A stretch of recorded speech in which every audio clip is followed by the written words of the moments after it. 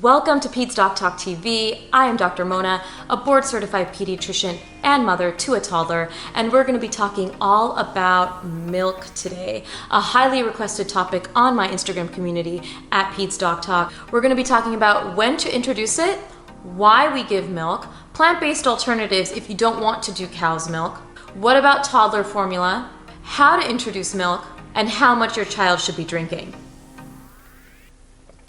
So if you're new here, make sure you hit that subscribe button that's right below the video. That's how you stay up to date on all of my videos that I have coming out for you regarding child health, wellness, parenting, and current events. And here we go.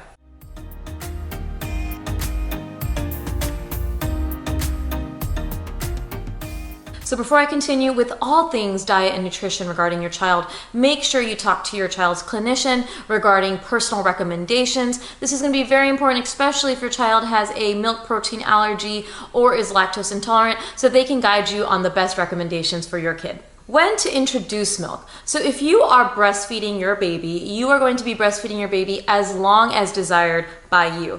So this video is more for if you are transitioning off of breast milk or if you are formula feeding your baby and now want to introduce cow's milk or a plant-based alternative. The American Academy of Pediatrics recommends introducing cow's milk around the first birthday. This is, of course, if you have decided to wean off of breast milk or if you are formula feeding your baby. In Canada, they actually recommend between the ages of 9 and 12 months. My opinion is closer to 12 months, but you can start to consider introducing after the 10-month mark. So why are we able to introduce yogurts and cheeses, but not full-on cow's milk until the child's 1 year of age? So if you followed any of my other content via my Instagram or my podcast, you know that I'm okay introducing dairy products, which include cheese and yogurts, after the 6-month mark. But why not cow's milk? So the reason why we don't want to introduce cow's milk so early is the dose. Getting yogurts and cheeses is fine. Those are usually just a snack or in conjunction with other foods. But if you're introducing cow's milk, that's a lot of milk that could potentially be going into the child's system. And their body may not be able to handle the sugars as well as the protein in that cow's milk. So we like to say, hey, wait till 1 year, but get the body used to it by giving yogurts and cheeses if that's what you all eat in your diet. Another reason why we don't give cow's milk so early is that it has a high volume of minerals and proteins that the immature kidneys cannot handle. So we should only be giving babies breast milk or formula until they're ready closer to the 10-month or 12-month mark for cow's milk. We also don't want to give cow's milk because it's not a great source of iron.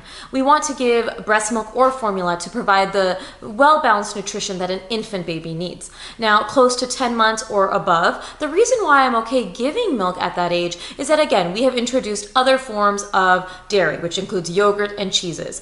I have a lot of families that come in that are formula feeding their baby and formula is running out. So then we go to cow's milk, but I usually say, hey, wait till about 10 to 11 months and only introduce it if you've already introduced other forms of dairy.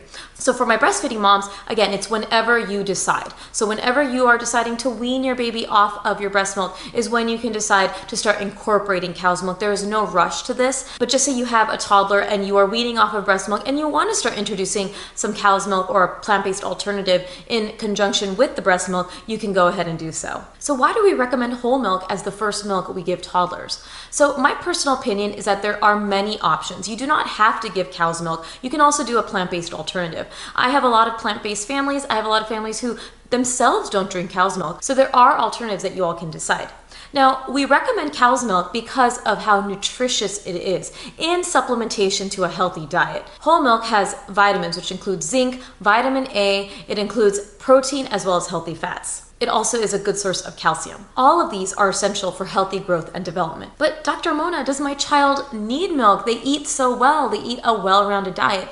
No, milk is a supplement to food. It's not a meal replacement. So you want to focus on having 3 meals and 2 snacks or 3 snacks for your toddler. And milk can be something that they have when they wake up in the morning or before they go to bed, but you don't need them to have milk. What's more important to me is that you're setting boundaries with food, you're encouraging a variety of different foods because food itself has a lot of nutrients and vitamins as well. So now, what plant-based alternative would you choose for your child if you didn't want to do whole milk? I think it's important before I answer that question that we look at a nutrition label of whole milk to get some more information. Because like I said, whole milk has protein and fat, which is good for the developing toddler brain and body. So first, let's look at a whole milk label. So as you can see, it has 8 grams of protein and 8 grams of fat. 2% milk has 8 grams of protein and 5 grams of fat. Non-fat milk has 8 grams of protein and no fat. So the AAP recommends that for babies who are not being breastfed, we introduce cow's milk around the age of 1. Like I said, I am okay a little bit earlier if you've introduced yogurts and cheeses, if you're transitioning from formula and you're running out, if you're breastfeeding and you're deciding to transition to milk a little bit early, that is up to you and your decision. So whole milk is recommended around the age of 1 because of that protein and fat content. 2% is recommended after the age of 2 years old. If your child has a strong family history of obesity, high blood pressure, or chronic heart disease, your child's clinician may say, hey, let's go straight to 2% and bypass whole milk because they may not need that fat content. Now, if your child has a milk protein allergy or is lactose intolerant, I ask that you speak to your pediatrician about the best way to introduce milk. The reason why I want you to do that is some pediatricians or allergists may have a plan for you to introduce dairy back into that child's diet, so I don't want you to use the recommendations on this video if your child has one of those medical conditions. So now getting back to that question on what are the best plant-based alternatives for cow's milk, my favorites are soy and pea. And I'm going to be showing you a comparison of a whole milk nutrition label as well as a soy and pea milk nutrition label so that you can make the best decision for your family. Now let's compare cow's milk and pea milk. So cow's milk, we're talking about whole milk in this situation again because we're looking at the ages of 1 to 3. Cow's milk has 8 grams of protein, 8 grams of fat. Pea milk has 8 grams of protein and 4.5 grams of fat. Now, if your child is getting a varied diet, do they really need that fat content? Probably not. So you can make the decision for your family. Soy milk is another great option, which has 7 grams of protein and 4 grams of fat, comparing that to whole milk. Almond and oat milk are other great alternatives, but don't have as much fat and protein content. So I love this comparison chart. This shows various different types of milk, including whole milk, and how they compare in terms of vitamins, minerals, protein, and fat. So this is a great way to make a decision that's best for your child. So if you're giving your child milk that's low in fat or protein, aim for protein-rich foods or foods with healthy fats. On the other hand, if your child is a more restricted eater, maybe you want to incorporate milks that have more fat content if they don't eat a lot of healthy fats, more protein if they don't eat a lot of protein. So remember, milk is part of our nutrition, so it should be a supplement, and it's important to know, well, what are my needs here for my child? So another tip is that if you are buying a plant-based alternative, make sure you watch out for added sugars. They put this in so that the milk tastes better. So for example, sweetened almond milk, some types of soy milk, you want to make sure that you don't buy the ones with added sugar in it and err on the side of an unsweetened version. The added sugars are not recommended for children under 2, so this is an important thing to remember. Does your child need toddler milk or toddler formulas? No, this is all a marketing ploy to get you to buy something that's actually a little more expensive than regular cow's milk, a plant-based alternative, breast milk, or formula. It also contains a lot of added sugar, so you want to be careful of these. Parents will say, well, my child likes it. Of course they like it. It has a lot of sugar in it. I would suggest transitioning them to a cow's milk or a plant-based alternative with low sugar, and I'll go over how to transition your child next. How to introduce the cow's milk. So I like the 50-50 method if your child is being bottle fed, whether that's pumped milk or whether that's formula fed. What you do in this situation is that you do 50% formula as an example, 50% is cow's milk, and you do that for a few days. Once they tolerate that, you can do a 25-75 ratio, or you can go straight to 100% cow's milk. We did a 50-50 for 3 days. Ryan was tolerating it, and then we transitioned him fully to cow's milk. If your child is breastfeeding at the breast, I'm going to be having a lactation consultant come on my podcast, the PedsDocTalk Podcast, to talk about weaning your child off of breast milk, and then you can use the tips that I'm recommending in this video. Another option for transitioning them to cow's milk is doing 1 bottle of formula or breast milk and then doing another bottle of cow's milk. I don't like this method as much personally because I find that they still will understand, well, no, this is completely different. When you mix it together, they are more likely to take it, like I said in the option number 1. The third option for introducing is cold turkey. You say bye-bye pumped breast milk, bye-bye formula, and go straight to cow's milk. Some kids do tolerate it, which is why I wanted to give you that option. But I find that slow introduction that I mentioned and just moving at the speed that your child's tolerating is the best idea. So now how much milk to give? So the AAP recommends that for your child who's 12 to 24 months, they get anywhere from 16 to 24 ounces of milk. For your child who's older than 2 years, anywhere from 16 to 20 ounces. But my opinion differs slightly.